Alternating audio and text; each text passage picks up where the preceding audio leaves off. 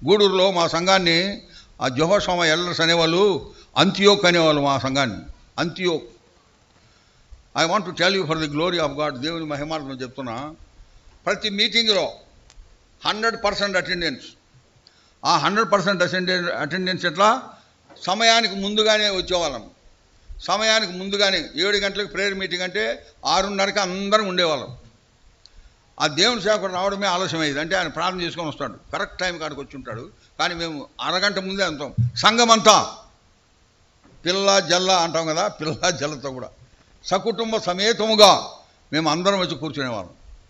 Bible స్టడీకి అంతే. ఆరాధనకైతే ఇంకా అసలు ఆ రోజు పండగ మాకు.